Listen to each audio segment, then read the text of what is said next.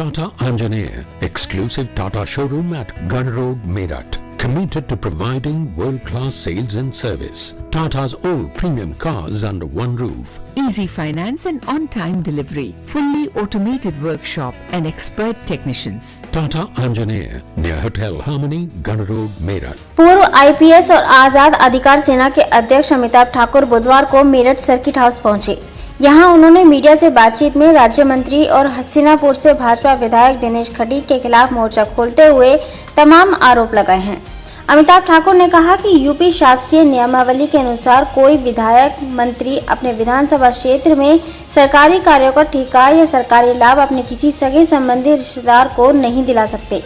बावजूद इसके भाजपा के राज्य मंत्री विधायक दिनेश खटीक ने अपने पद का दुरुपयोग कर हापुड़ निवासी अपने बहनोई सचिन कटारिया को कई सरकारी ठेके दिलाकर बिना काम पूरा हुए करोड़ों का भुगतान कर दिया है।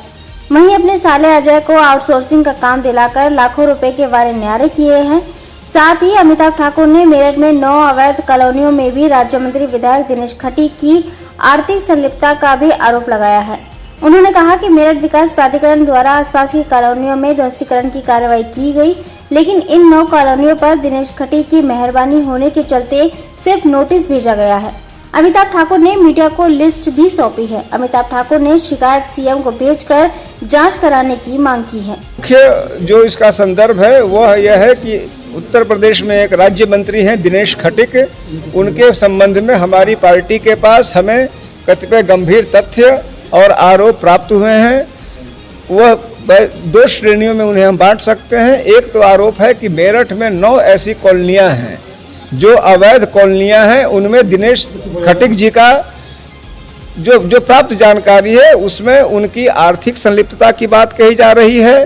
साथ ही साथ उनके प्रत्यक्ष और परोक्ष संरक्षण के तथ्य भी हैं और वह इस बात से भी जाहिर होता हुआ बताया जा रहा है कि जो आपका मेरठ डेवलपमेंट अथॉरिटी है वह उसके अगल बगल के सारे कॉलोनियों पर अवैध कॉलोनियों पर कार्रवाई कर रहा है। इन कॉलोनियों को नोटिस दे दी जा रही है और इनके खिलाफ कोई कार्रवाई नहीं हो रही है।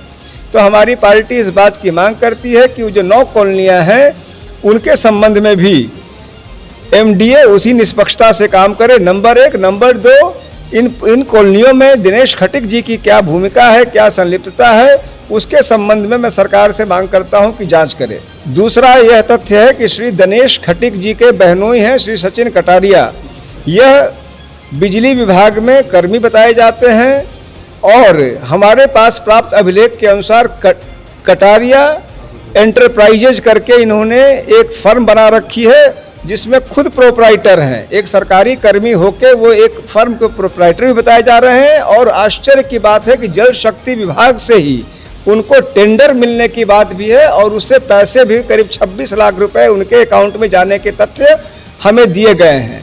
मैं सरकार से इन तथ्यों की जांच की मांग भी करता हूं कि यदि अपने ही विभाग में अपने ही बहनोई को टेंडर मिला और उसका पैसा गया एक सरकारी कर्मी को, तो यह निश्चित रूप से अपने आप में गंभीर तथ्य माने जाएंगे।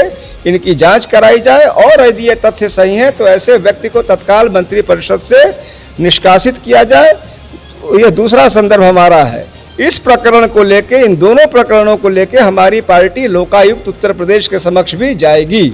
मंत्री जी करीब 7-8 दिन पहले वह एक पत्रकार को उन्होंने धमकी दी, वह ऑडियो मैंने भी सुनी, वह ऑडियो मैंने भी रिलीज की। उसमें उन्होंने यह शब्द प्रयोग किया, 7 पुश्तों की याद दिला दूंगा। एक मंत्री होके किसी को 7 पुश्तों की याद सार्वजनिक दिला रहे हैं। सरकार के नुमाइंदे, यहाँ का प्रशासन उस पर कार्रवाई करने की जगह उसको ऑडियो जांच के नाम पर भेज दे रहा है। पिछले 7 दिन से वह पत्रकार जो लोगों की बात रखते हैं वो दर दर की ठोकरें खा रहे हैं, यहाँ से लखनऊ तक भाग रहे हैं। FIR दर्ज नहीं हो रही है।